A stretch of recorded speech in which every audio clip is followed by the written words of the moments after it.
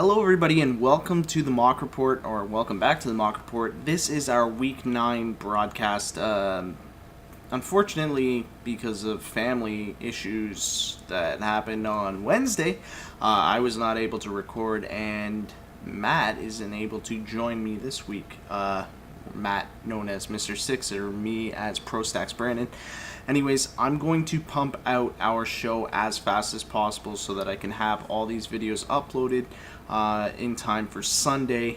Like I said in our previous videos, I'm just an average Joe with a family, so I gotta do this as quick as I can. So we're gonna get right into Main Slate Mayhem. Now, big notes here for the Main Slate Mayhem. My favorite game of the week was going to be Indy at Houston, but now Deshaun Watson out with an ACL, going to be gone for the rest of the year, and was having a sensational rookie season. This game is no longer one of my focuses on the main slate, although I do have some players that I'm going to play in it. It's not really going to be a focus for this segment. So for this segment, I'm going to go to some of the other games that I was looking at. Tampa Bay and New Orleans. I know that myself and Matt agreed that it has shootout potential. Now, a lot like last week where Houston and Seattle, it wasn't exactly favorable for Houston against Seattle. And a lot of people thought that Watson would have taken a step back in this game because of that Seattle D, which wasn't the case. We had a shootout, and it was actually pretty awesome. If you had ownership, I kind of faded a lot of Houston, but like if you had any of those players like Fuller and Hopkins, Watson, Lamar Miller, even, like you exploded. That won you the week. So without further ado, we will get into the Main Slate Mayhem. Looking at Tampa Bay and New Orleans, New Orleans has a decent defense. I'm kind of taking as like I'm kind of reading into it, whereas Tampa Bay's coming off a couple bad games. Winston had some, terrible interceptions, but I do think that he's going to come on strong. He's not a terrible quarterback, and I think this is a good spot for it. They are in the Superdome, so Breeze is favored. He's one of my favorite plays this week at the quarterback. He's pretty much going to be in, I'd say, close to 70-80% of my lineups, followed with stacks either with Ginn or Michael Thomas, and my running backs are going to be Ingram and Kamara. I'll spread them out throughout my rosters, but as far as New Orleans in this game, those are the players that I'll be targeting.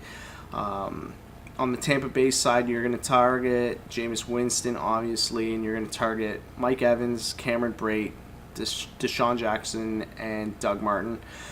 Those are going to be the Main Slate Mayhem kind of big plays that I'm predicting that there's going to be a shootout in this game. And like I said, Tampa Bay's got a bad defense. New Orleans is a decent defense.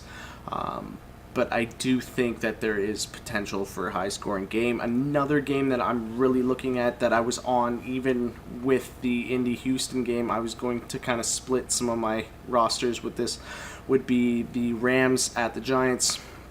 Now, I know the Giants beat a really good defense in Denver, which should not have happened, but I do think that, Jared Goff is going to have a game here. He's very low in DK pricing, so he could be a budget quarterback, and you can fit a lot more of the big weapons into your lineups like this. For instance, if you have Goff, you stack him with either Robert Woods or Cooper Kupp, and I like Cooper Kupp in this because the Giants aren't a terrible defense, so it could force a lot of things into the slot, and Cooper Kupp being that slot receiver in the kind of absence of a tight end in the Rams offense, Cooper Kupp could see a lot of receptions and potentially some touchdowns. The other big name in this is Todd Gurley, who's been a fantasy points monster. Even though they're not really favoring the run for the Rams, I would still say that he's worth a shot. He's almost matchup proof. If they get in the red zone, chances are he's going to pound it in. And if he's not going to pound it in, he's always good for a reception. So Todd Gurley is my running back play. He's pretty much going to be in 90% of my rosters. On the other side, you can look at the fact that New York has a lot of suspensions. You're going to look at basically, you have Sterling Shepard back, but the Rams have an okay pass defense. Where you're going to look for your value is in the tight end position with Ingram. I've said this before. He's pretty much, like, he's seeing a lot of the targets now because of their entire receiving core has been decimated. So I would look to play him in this matchup, as well as Gallman, who is a cheap option if you wanted to fit some more high-priced guys in there. And just to give you another kind of matchup, two games that you could look at, Kansas City and Dallas. Kansas City has a terrible defense against wide receivers, so Des Bryant could have a game here. And I believe I read that, what's his face? Cole Beasley, he's questionable. He's been limited at practice, so Dez might see a lot of action in this. Another game that I'm really looking at is Arizona-San Fran, and not because of the Jimmy Garoppolo trade, mostly because of the Palmer injury. Arizona's favored like in the run game, so AP could be a play here. Ellington could be a play here. If you want to take a flyer on Stanton, you never know. Like, people have shown up when they come in to fill in after big injuries. But I'm mostly looking at Kittle. I'm going to taste the rainbow with George Kittle in this game. He's a target machine, a lot like Doyle has been on Indy. And actually, Carlos Hyde has a pretty decent matchup in this game. So that's basically all I'm going to go through for the Main Slate Mayhem, and we're going to walk into the precision pivots here. So precision pivots, this segment, we're going to kind of like take a look at some games that are off the main slate, and I'm going to repeat the last two with Arizona and San Fran and Kansas City and Dallas. There are favorable matchups that you can play here if you want to plug them in with some of your big name stacks and stuff like that. But the other two games that I'm really looking to target as a pivot play would be Atlanta and Carolina. Carolina traded away Kelvin Benjamin, which means that Devin Funchess and Ed Dixon are going to see a lot more market share in the reception game. I didn't really mention too much about Washington, Seattle. Washington's been banged up huge. Actually, Jordan Reed and Crowder are going to probably miss Sunday's game, so you could look to target someone like Vernon Davis, who is a sure-handed tight end and pretty much the only receiver on that team right now, even though Doxson had a catch, but I don't think Cousins has too much trust in him, so I would look to target someone like Vernon Davis, and you might get him off ownership because a lot of things are pointing at Brait, at Delaney Walker, or at Zach Ertz, Jimmy Graham. So I'd say that you want to take a look at Vernon Davis. He's got good hands. He can make those receptions, and like I said, Washington has no receivers with the exception of a running back in Chris Thompson, who you could also plug into a roster. On the Seattle side, Doug Baldwin is always a play. Lockett's coming off a big week. Russell Wilson's coming off a big week, and I don't see him slowing down. I actually think that he's going to be one of the top quarterbacks to finish out the year. So it would pay to take a look at him as a pivot play. Other than that, if I'm going to look at anything, basically you're going to look at the Kansas City, Dallas. You're going to look at Dez. You can take on the other side of the ball. You can take, because Dallas has little to no defense, Kareem Hunt could have a game here. And you could also see someone like Tyreek Hill, who's got like the best wheels in the NFL, have a game. Atlanta, Carolina. I don't like Matt Ryan this year. I think he's pretty inaccurate, which is kind of seeing, like, you can see it in the scoring. But if I'm going to pick a wideout in this game, I'm going to take the discount Mohamed Sanu. He's no slouch, and Julio Jones hasn't done too much for me to pay up for him, especially when I'm going to play some of the guys like Michael Thomas from New Orleans and Mike Evans from Tampa. So basically, you're going to look to target Funchess, who's, like I said, he's got the market share of receptions that's going to get jacked up, and Ed Dixon. And these guys, since the DK pricing came out before these trades flopped, you're going to actually see they're going to have increased usage, and you're not going to see an increase in their salary, so you can still kind of get them at a discount, and they could be poised to have a big game because, you know what, Cam hasn't gone off super big in a couple weeks, and he's always got that potential, and Funchess had a great game already this year, so I can see that happening. I mean, you could look into Indy and Houston now as a pivot and play Lamar Miller. I think with Savage coming back into the fold and being under center, that you could see Lamar Miller's usage kind of spike here, so that they don't have to trust a quarterback that they already kicked out of their lineup after the first game this year. Hopkins, I don't know if I'd trust that play, or even Fuller. Fuller's has 13 receptions, under 300 yards, and 7 touchdowns. I don't see that continuing without Watson under center, so I might look to fade Fuller, but I could be completely wrong, and I could be making the wrong choices, and everybody could be fading them, and they could still go off.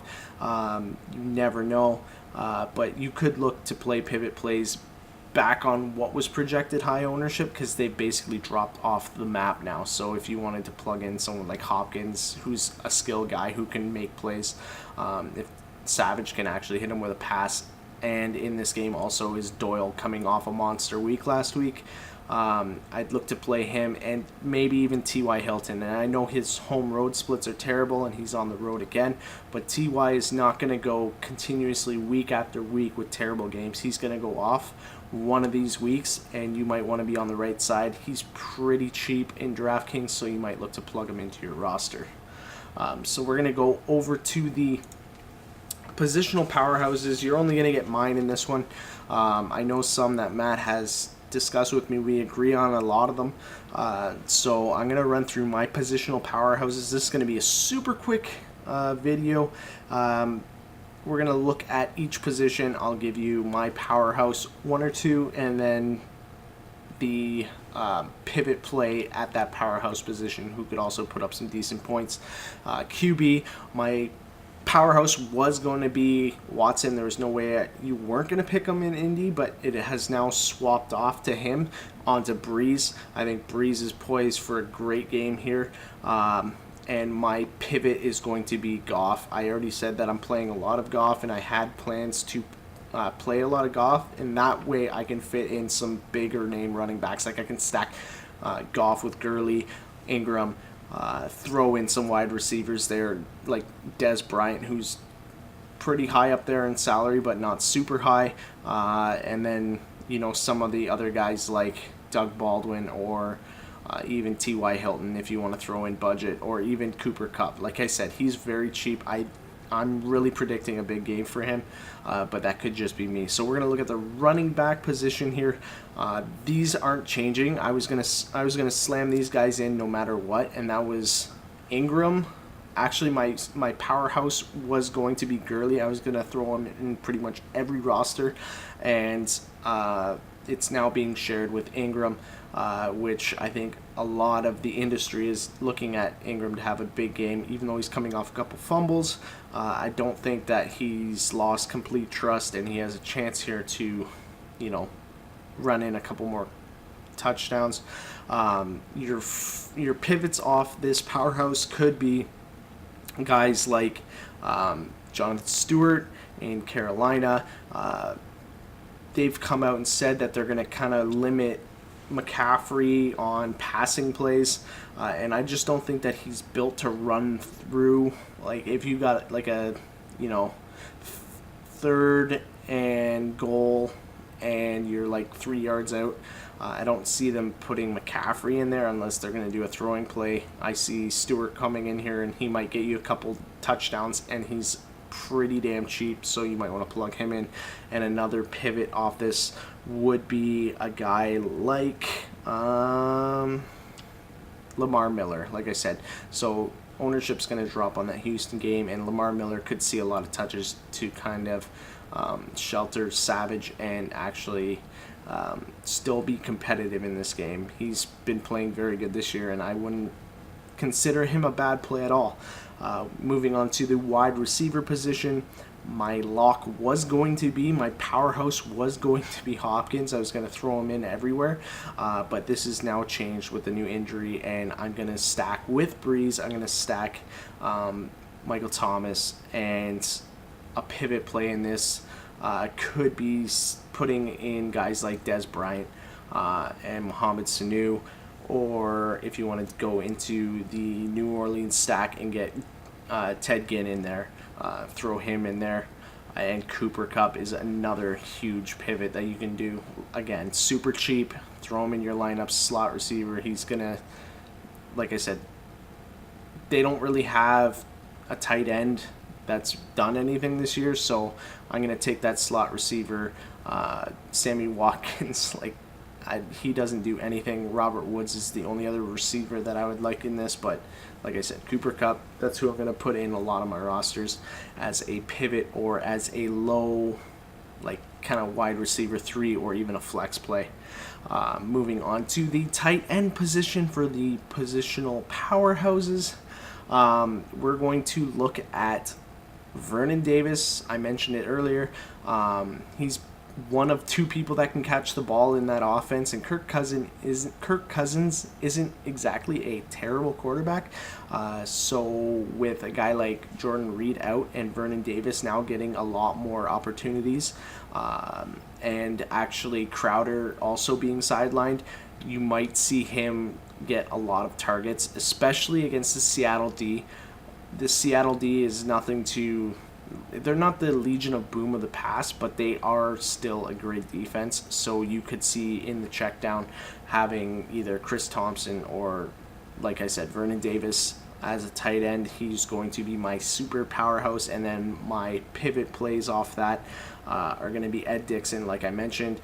With Kelvin Benjamin being traded, he has the market share upgrade, and a guy like Jimmy Graham, he could see a lot of action, or Jack Doyle, again, pivot to that game in Indy or in Houston, and see maybe he has another big game like he did last week. As for defenses, this isn't going to change. I was always kind of looking at the Eagles, the Saints, and those are my 2 big powerhouses. I think I have them in the majority of my lineups. I do have a little bit of Baltimore. Now, they're a little bit skewed because of the pick sixes and stuff against Miami, if you look at stats, but they are playing Tennessee. I don't know if Mariota's completely healthy at this point. But if you want to go cheaper, you can go Baltimore or even San Fran playing against Drew Stanton. It's always a good play to play a defense against backup quarterbacks. They don't see the same reps as the normal starters, so there's always that high potential for them to throw a pick or just make mistakes, pocket collapses, so kind of look to target games like that where you're playing a backup quarterback. San Fran could be a good play, and I don't think a lot of people are going to own them because they still think that Arizona has the weapons where they got, Fitzgerald and AP and stuff like that. So I think a good pivot play would be onto San Fran at the defensive spot. They're not super cheap, but they will give you a couple extra $100 for your salary to plug in a couple more big name plays. So that brings us to the last segment, which is going to be the picks and plays. You will hear my picks and plays. I will get Matt's from him, and I will update the scoreboard. You can see it on the left side there. He's currently beating me just slightly by 6 points. He's beating me in side bets, but I got him in my picks. So we're going to go here. This is before me even seeing the results of the Buffalo and Jets game, and I know this will be posted after that game, but this is actually recorded before that happens. So my pick for Buffalo versus the Jets is going to be Buffalo, and I'm going to pick Tyrod Taylor as my impact player here. He's going to get the fire emoji on DK Live, and yeah. The next game I'm going to look at, Atlanta, Carolina. I'm going to pick Atlanta to win this game, and Mohamed Sanu is going to be my impact player here. Again, I mentioned in my GPP plays, I'm looking at Sanu if I'm going to go into the wide receiver core of Atlanta. For Indy and Houston, like I said, this is a game that kind of changed when they lost their quarterback, but I'm still picking Houston to win this game, and I'm going to pick Lamar Miller. Like I said, you might want to kind of insulate your backup quarterback and maybe run a little bit more instead of pass and throw for like 4 fucking touchdowns in a game. For Cincy and Jacksonville, I'm going to pick Jacksonville.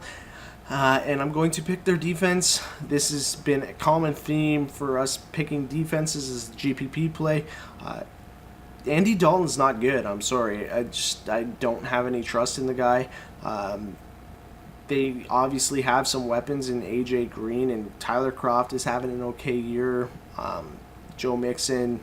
But I don't think that they're going to be doing much against Jacksonville unless it's Mixon in the run game, because if there's one way to get to the Jacksonville D, it's through the run. But I think that there's a good potential for Andy Dalton to throw one of his bonehead interceptions and possibly result in something like a pick six or something for Jacksonville. Moving on to Tampa Bay and New Orleans, I'm picking the Saints. And like I said, I got them in a lot of my lineups, and I'm going to pick Ted Ginn to have a impact game and actually light up the scoreboards here. Moving on to the Rams at the Giants. Again, one of the actual games that I'm going to target pretty heavily, and I'm going to take Todd Gurley as my play.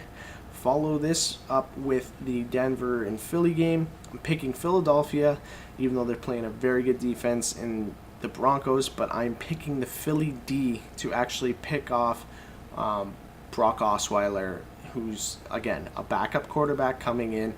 They're trying to light a spark. Nothing's been working, but I do think Philly's D has enough to stop them, especially in the run game. Baltimore and Tennessee. I'm picking Tennessee. I'm going to pick Marcus Mariota to actually have a game here.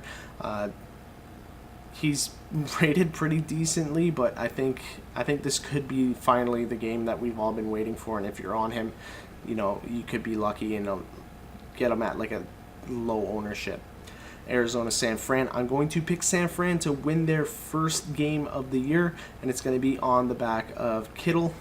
Washington, Seattle. I'm picking Seattle, and I'm picking Russell Wilson to follow up his great game last week with another great game. I don't see that slowing down. Kansas City and Dallas. I'm picking Dallas and Des Bryant. Oakland and Miami. I'm going to pick Oakland and Crabtree to go off. I don't think Amari Cooper is going to go off. I think it's going to be Crabtree again. And finally, Detroit and Green Bay. I'm picking Detroit. Green Bay just doesn't really have too much going for them. And I just see Detroit pulling this one out. They're playing pretty damn good football. As for the pick six, my pick six this week is San Fran. I think, again, playing a backup quarterback, they do have the possibility to get one of those pick sixes. Anyways, that's the video for this week. I'm sorry that it's just me. It's a lot funner when I got Matt here with me, but I will try to have this out before Sunday. So yeah, like, comment, subscribe, and check us out on Twitter. If you like what you see or have any comments, just let us know. We'd love any type of feedback. Yeah, hopefully next week we get a little bit more organized here and you get the both of us making fun of each other and making some calls together. Anyways, it was a great video. Thank you. I'll see you guys next week.